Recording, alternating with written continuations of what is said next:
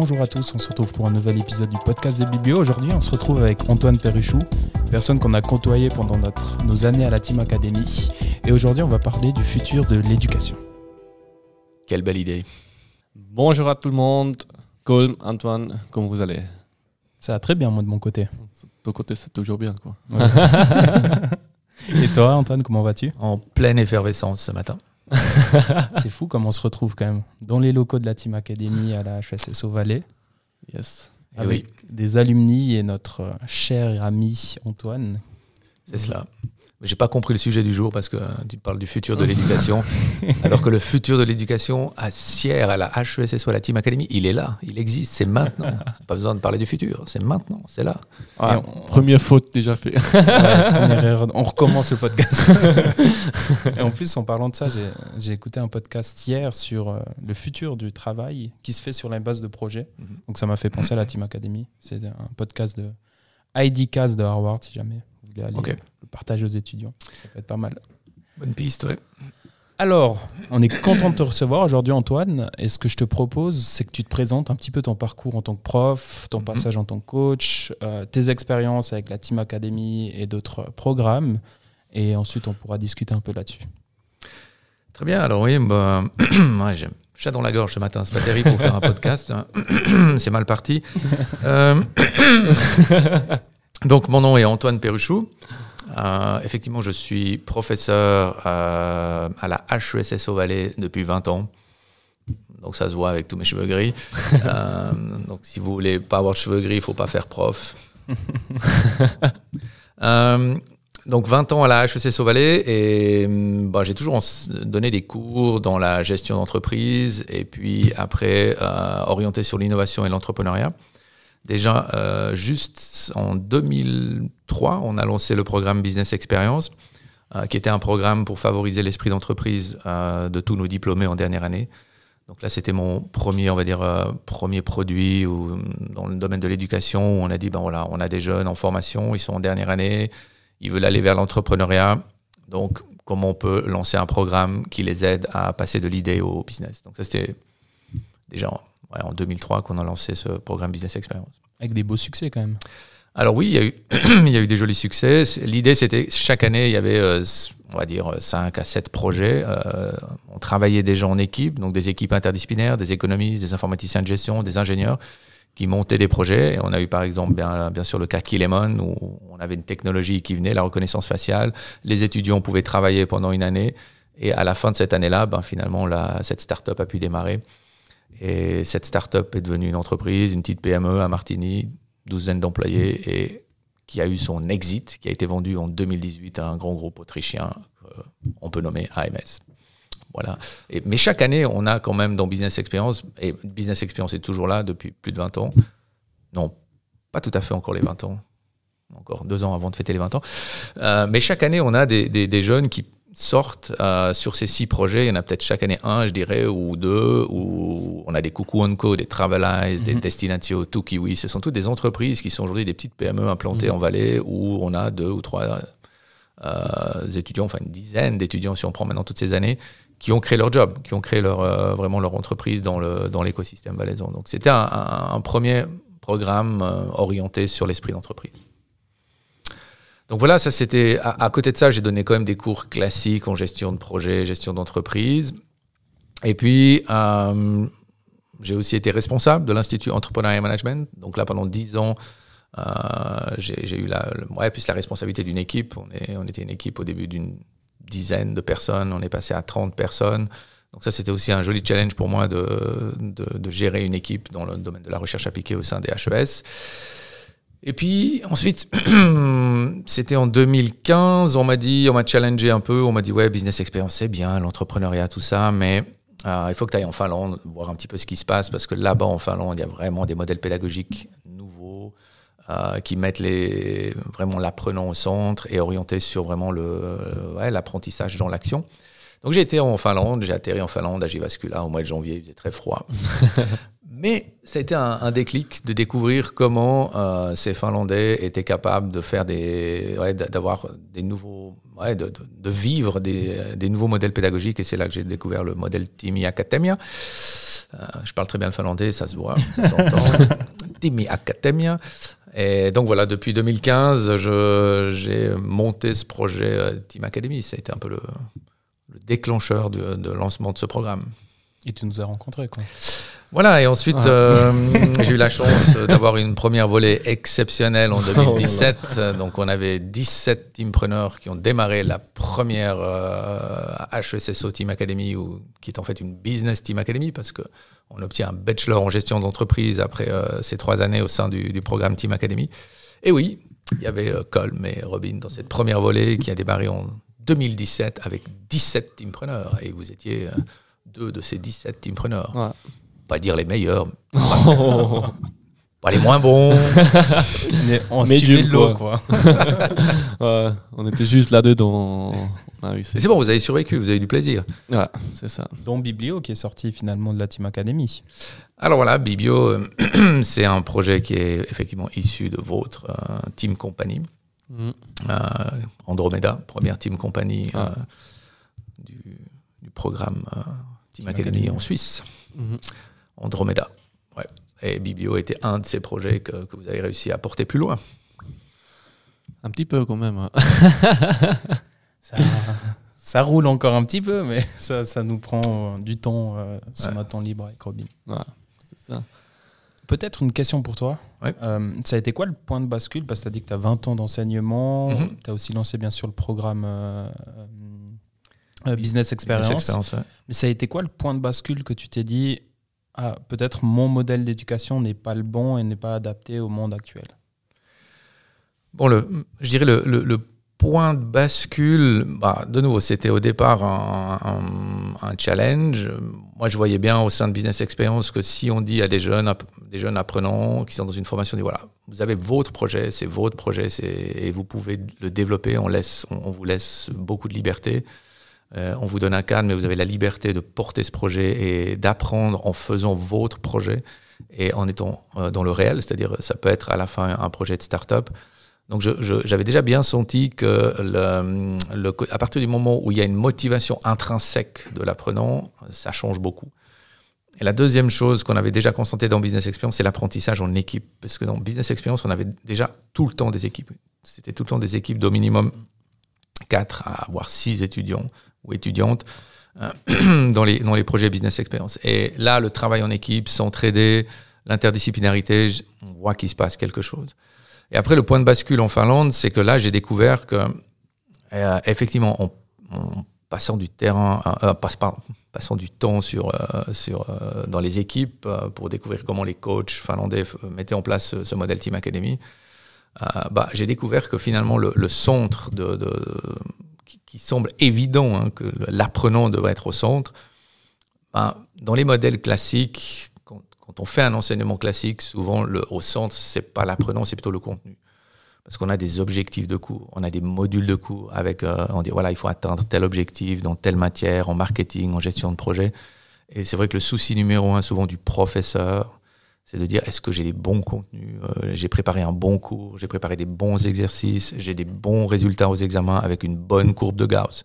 Donc si on est sur ça, on voit que le focus c'est content-driven, comme on dit. On est orienté sur le contenu qu'on transfère aux étudiants.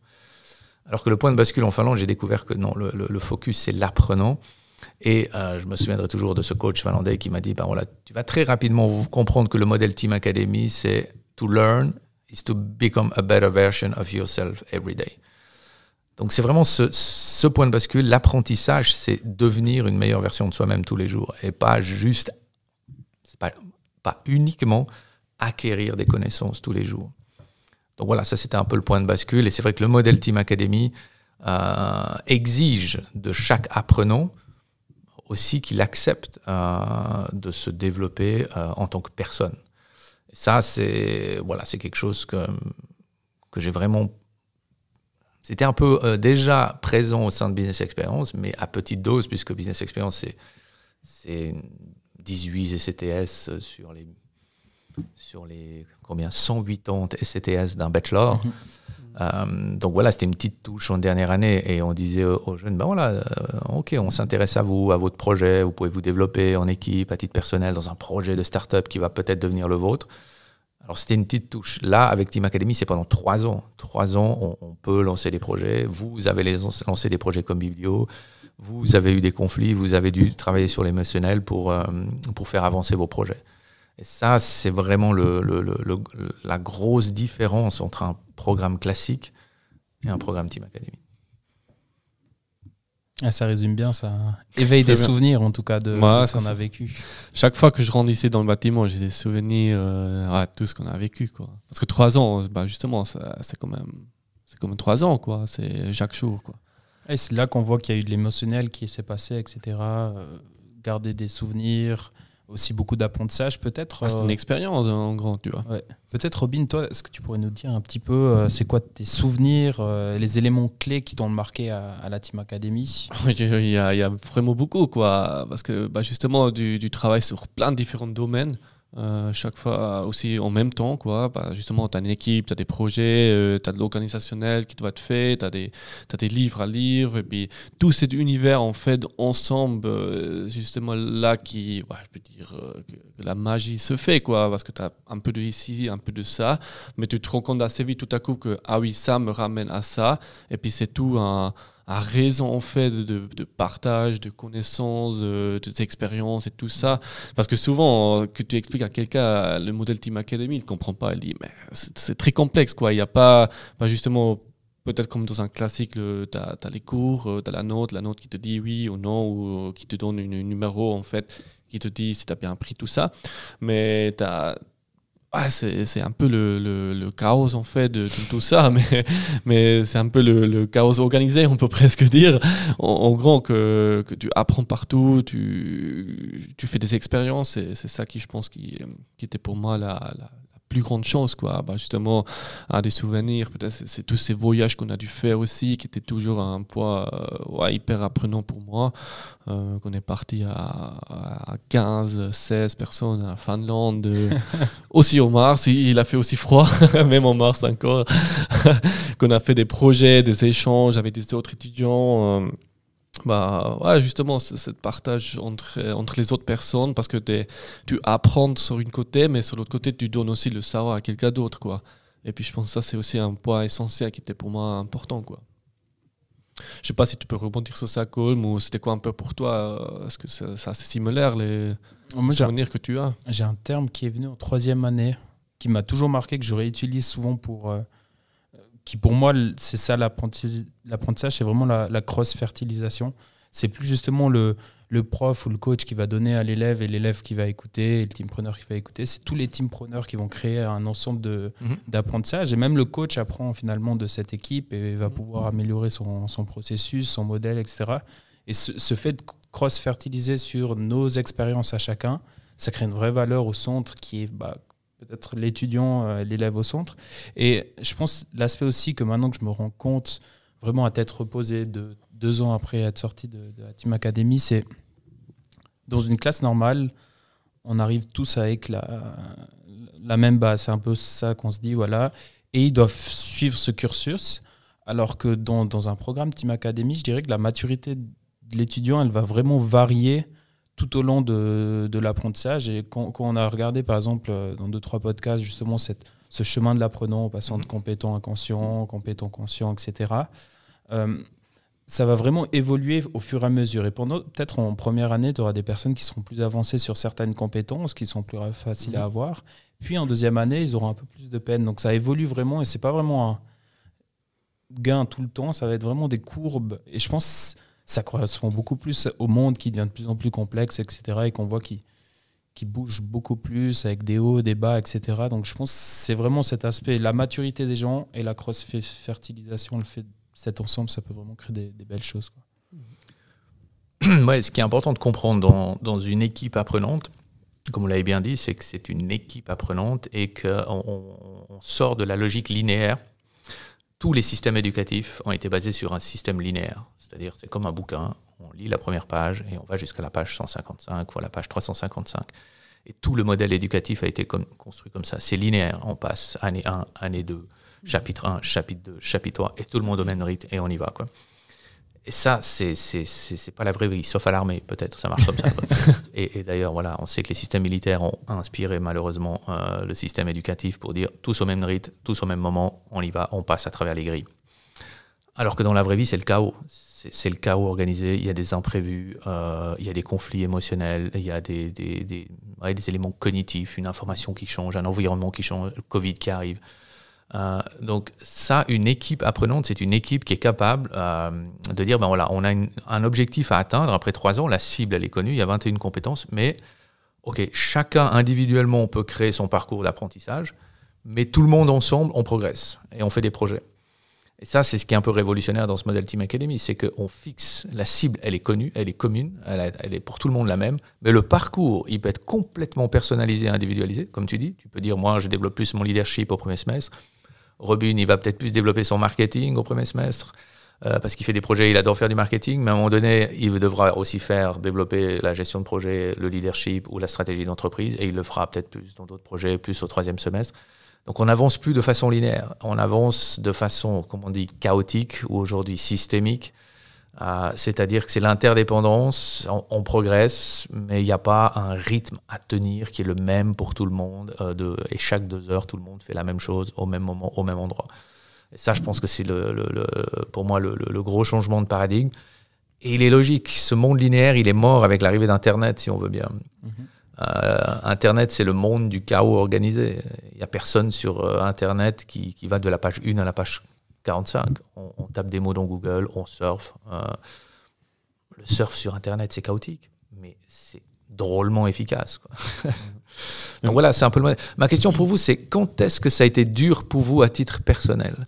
Ou à un moment donné, vous êtes dit à la fin du premier semestre ou à la fin de l'année, non, j'en peux plus, ici c'est trop compliqué émotionnellement parce que on doit travailler en équipe, il y a tout le temps ces sessions de dialogue, toutes les semaines, on ne peut pas être juste tranquille dans son coin.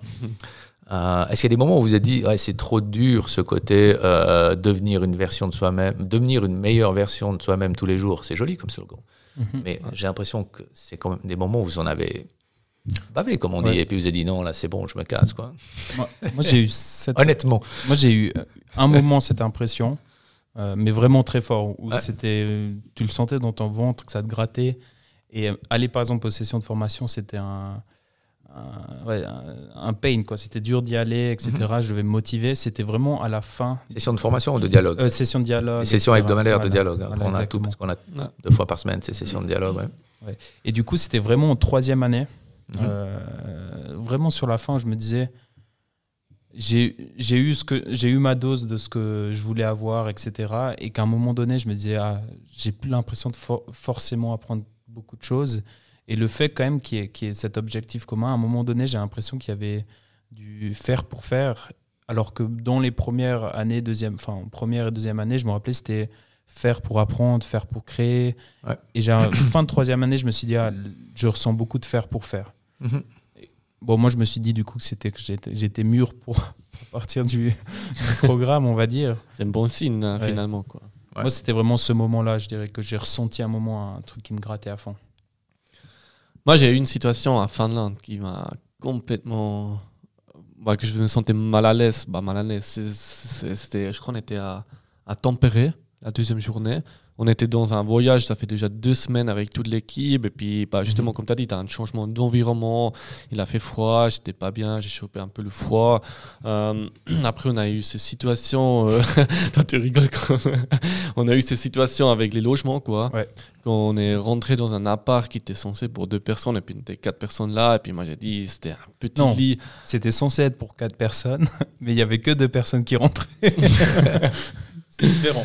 Ouais, c'est ça. Et puis justement, là, j'ai dit, j'arrive pas à dormir là parce que c'était vraiment petit. Et puis j'étais encore censé de dormir avec mon frère. Et puis j'ai dit, c'était un petit coach, quoi. Donc, j'ai appelé, je crois que c'était toi, Johan, qui était le leader du voyage, quoi. Ouais. J'ai appelé coach, j'ai dit, Coco, il faut trouver une solution, machin truc pour dormir cette nuit, tu vois. Après, c'était encore le soir, on était toute la journée en route, j'étais déjà complètement fatigué et tout ça, quoi.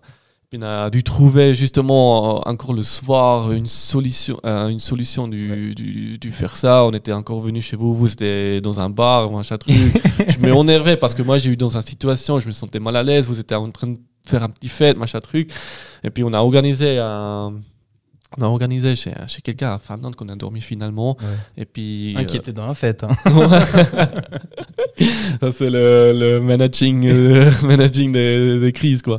Et puis le lendemain, mais j'ai senti le lendemain, j'étais vraiment pas bien parce que j'ai pas bien dormi. Le lendemain, on a eu la session de dialogue et puis après 10 minutes, j'ai dit les gars, désolé, moi je dois aller parce que il y a toute la situation. Puis justement, des petits facteurs qui sont normalement pas trop graves, qui cumulent en fait et puis qui fait un situation que tu n'arrives plus, quoi. Tu vois, il y a tous ces trucs qui est venu et puis à un moment c'était vraiment ciao. J'ai dit, je crois que j'étais allé dormir dans un bureau chez quelqu'un tout à l'heure pendant tout le matin parce que j'étais vraiment raide, quoi. Ouais. Donc ça, c'est une situation qui m'a vraiment marqué aussi dans ce parcours, en fait. Puis je trouve que c'est ça qui est joli parce que dans ce parcours, tu as aussi une fois des challenges ou des situations qui te forcent à progresser ou qui te forcent aussi peut-être de dire une fois écoute, je me sens pas à l'aise ou pas bien, tu vois. Donc c'est aussi ce travail d'émotion qui suit en fait de ce parcours et puis c'est ça qui est à partir de l'autre côté hyper apprenant, quoi. Mais en Finlande, ce qu'il faut dire, c'est qu'en Finlande, c'était un voyage apprenant, donc vous étiez pour 3 semaines, mais vous aviez aussi un projet à gérer. Hein. C'est dans ce voyage que vous avez fait les pop-up fondus. Vous aviez vendu de la fondue aux Finlandais. Ouais, donc vous deviez créer des pop-up, des restaurants pop-up, vendre des petits restaurants avec la fondue suisse dans les villes en Finlande. Donc on a à la fois un projet, donc un délivrable, et puis après il y a l'émotionnel qui vient dessus. Donc les aléas de dire, on n'est pas bien logé ou le fromage n'est pas arrivé en Finlande, par exemple. Donc, c'est vrai que ça, c'est un des modèles clés de l'apprentissage basé sur les compétences. On dit souvent, c'est quoi la différence entre l'apprentissage basé sur les compétences ou l'apprentissage basé sur les connaissances? C'est qu'on est dans la compétence. On développe une compétence à partir du moment où on utilise trois éléments, c'est-à-dire son savoir-faire. Est-ce que je suis capable de gérer un projet? Est-ce que j'ai un savoir-faire en gestion de projet, en marketing, en logistique pour vendre des fondus en Finlande? Mais après, le deuxième élément, c'est le côté émotionnel. Il se passe des choses. Est-ce que j'arrive à gérer mes émotions pour bien délivrer ce service en Finlande? Et le troisième, c'est le cognitif. Capacité à rapidement analyser de l'information, ce qui se passe, donc s'adapter.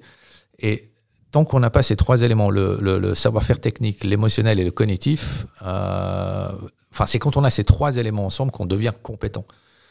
Si on ne fait que travailler sur l'aspect technique, c'est-à-dire écrire des business plans, écrire des plans marketing, faire des exercices de gestion de projet, on développe un savoir-faire technique, mais on a beaucoup moins, on n'a pas encore vraiment la compétence qui est la mobilisation des ressources en temps réel, si on veut bien. Donc ça, c'est vraiment la force de ce modèle Team Academy, c'est que vous, entre guillemets, vous avez dû sortir de votre zone de confort pour dire, OK, c'est pas, entre guillemets, des examens à passer pour répondre à des cas qui vous sont présentés durant l'examen, mais je dois résoudre ce problème. On doit demain délivrer une prestation de vente en Finlande. Il faut le faire de façon correcte. On doit appliquer tout ce qu'on a à disposition au niveau technique, mais aussi gérer ses émotions, gérer les problèmes. Donc faire appel à ces fameuses ressources aussi cognitives. Donc voilà, belle expérience en Finlande. Ouais. Mais moi, j'y viens me poser. On a parlé avant que tu viens dans un système linéaire et après, de lendemain, tu es dans le Team Academy. Donc c'est un changement quand même assez fort pour une personne. Donc maintenant, on a la 4e Team Academy, la 4e Team Company, la 5e déjà. 5e volet, ouais. Donc la 5e, je ne sais pas si tu arrives à dire, il y a quelque chose qui restaure toujours un peu la même chose de chaque élève qui commence ce parcours dans ce sens, justement que c'est un changement de système ou une autre manière de faire, de dire il y a certains qui sont plus à l'aise, moins à l'aise, est-ce qu'il y a des problèmes, des conflits ou des émotions qui sortent? Donc la grosse différence peut-être avec vous, vous étiez la première volée, donc c'était un peu le choc, vous étiez un peu seul au monde à démarrer un programme comme la Business Team Academy ici à la HEC Sauvalet. Donc là, vous étiez un peu seul au monde. Vous n'avez pas un écosystème Team Academy. Là, maintenant, les nouvelles volées qui arrivent, depuis qu'on a 3 volets en parallèle, on a les premières, les deuxièmes et les troisièmes années. Donc tout d'un coup, l'écosystème, il se met en place. C'est-à-dire qu'évidemment, quand on arrive ici en première année, on a des deuxièmes, des troisièmes, et il y a des échanges qui se font, il y a même des projets qui se font entre les team compagnies de première année, de deuxième année, de troisième année. Donc l'écosystème permet aussi peut-être de mieux s'adapter, d'être un peu plus sécurisé pour les nouveaux arrivants. N'empêche que chaque teampreneur qui démarre dans les premières semaines et les premiers mois, il y a quand même un choc. Et le choc, c'est de dire, on est responsable de notre parcours d'apprentissage à titre individuel. On est responsable en tant qu'équipe, on doit créer une team compagnie, on doit créer une forme juridique et on doit faire des choix. Donc ce côté être autonome et responsable et ne plus attendre que le prof vienne et dise « Ok, demain, nous avons ça au programme. La semaine prochaine, on a ça au programme et dans 3 mois, vous allez passer un examen avec ça comme contenu. » Donc tout est donné, entre guillemets. Là, le fait de devoir... les projets, il faut les créer. Biblio, on ne vous l'a pas donné, le projet. Donc, vous avez dû créer ce projet, prendre vos responsabilités, discuter avec votre team compagnie Andromeda. OK, comment on avance ce projet? Donc ça, je pense que ça reste tout le temps une difficulté pour un jeune qui commence à la Team Academy de changer de posture, de dire je dois vraiment passer à l'action. Et pour certains, jusqu'à 20 ans, ils n'ont jamais fait ça. Puisque le système éducatif classique, de 5 ans à 20 ans, il est plutôt orienté, voilà le programme, mémorise, apprends, et ensuite, démontre-nous à travers des exercices que tu as appris, la théorie. Donc ça reste un choc pour, même après 5 ans, chacun ou chacune qui démarre au sein du programme de la Business Team Academy doit faire face à ça, à ce nouveau monde.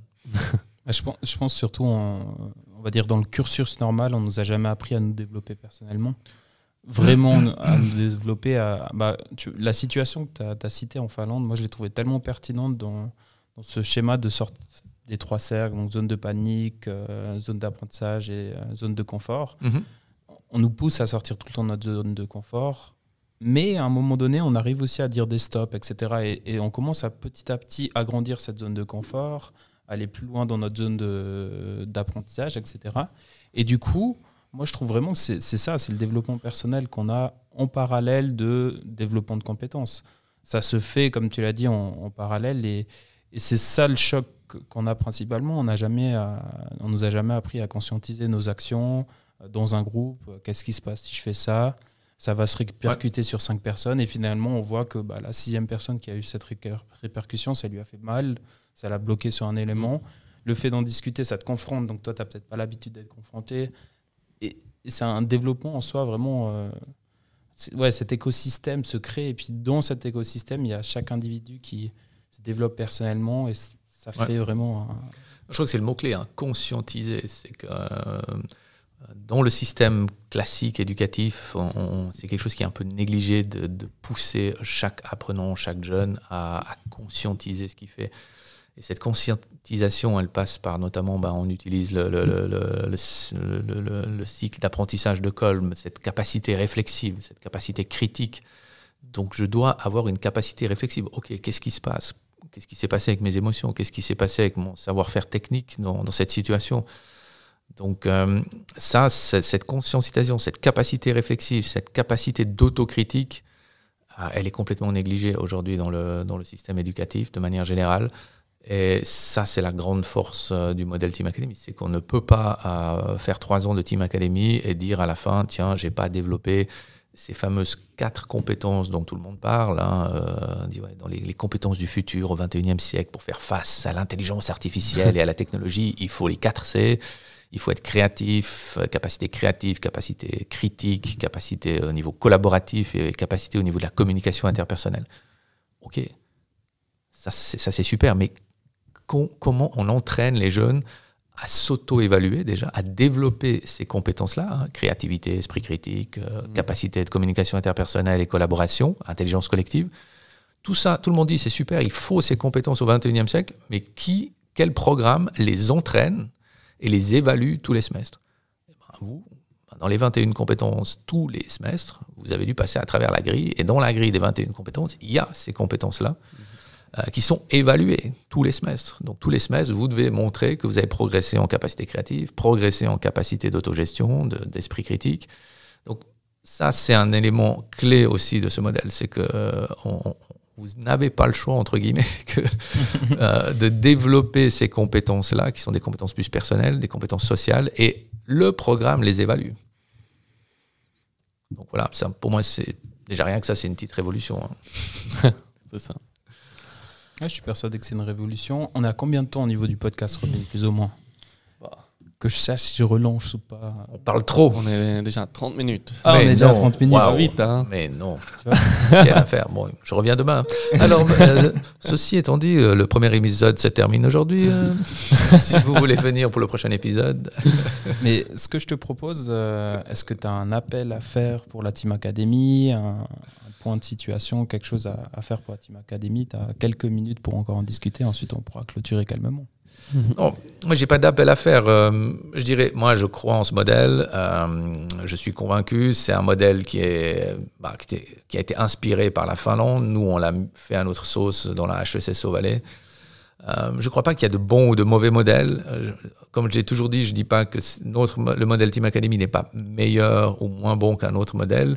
Par contre, il offre une alternative. Il y a des apprenants qui ont besoin de ce type de modèle, je pense. Et il y a aussi le marché de l'emploi aujourd'hui qui cherche ce type de compétences qui sont développées dans des cursus comme un bachelor à la HES. Et ça, c'était un des gros... la HESSO a accepté, a aussi pris ce risque de développer un projet pilote avec une Business Team Academy.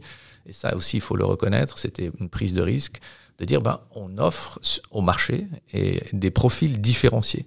Donc quand vous êtes sorti avec d'ailleurs avec qui vous regardez, vous n'êtes pas tout à fait comme les autres. Ouais, pas vraiment. C'est des profils différenciés. Donc sur le marché, vous avez le même titre, c'est un bachelor en économie d'entreprise HESSO, mais vous avez un profil et quand vous allez dans les jobs dans lesquels vous êtes, voilà, vous allez mettre en avant ces fameuses 21 compétences. Donc moi, voilà, j'ai juste envie de dire que toutes les écoles aujourd'hui, universités, HES, osent aussi ouvrir des espaces différenciés d'apprentissage pour ces jeunes qui ont envie d'apprendre différemment et de développer des compétences différentes d'un modèle classique. Donc voilà, moi je rêverais d'avoir d'autres hautes écoles qui osent avoir des écosystèmes Team Academy dans d'autres cantons suisses. Donc voilà, ce serait mon rêve d'avoir aussi d'autres autres écoles qui prennent le relais, qui s'inspirent de ce qu'on a fait et qui offrent. Parce que je pense qu'il y a en tout cas 20 à 25% des jeunes qui ont envie d'apprendre différemment et le marché aussi intéressé à avoir ces profils différenciés. Donc voilà, toutes les hautes écoles de Suisse oser le modèle Team Academy.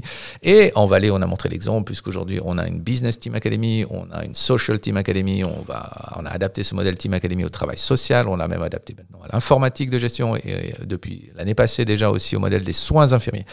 Donc tout est possible. Le modèle Team Academy, c'est un modèle pour du futur, pour toutes les hautes écoles, et bien sûr aussi pour les plus jeunes. Mais ça, c'est peut-être un autre sujet. Ce sera un autre podcast. Je pense aussi, ouais. Super. Merci Antoine pour ton temps. Et, merci à vous. J'ai bien aimé quand tu as dit que tu y croyais en ce programme. Nous, on l'a vécu, on y croit aussi à fond. Et on le cite souvent dans nos podcasts parce que ça a été vraiment des expériences qui ont été fortes avec de nombreux apprentissages. Des apprentissages qui sont différents et qu'on essaye juste souvent de mettre en avant dans nos podcasts et sur nos réseaux sociaux qui sont Facebook, YouTube, Instagram, Anchor, Spotify. Donc vous pouvez nous retrouver dans toutes ces plateformes. Et voilà quoi. Super. Merci à tous. Merci beaucoup. Merci. Ciao, ciao. Ciao.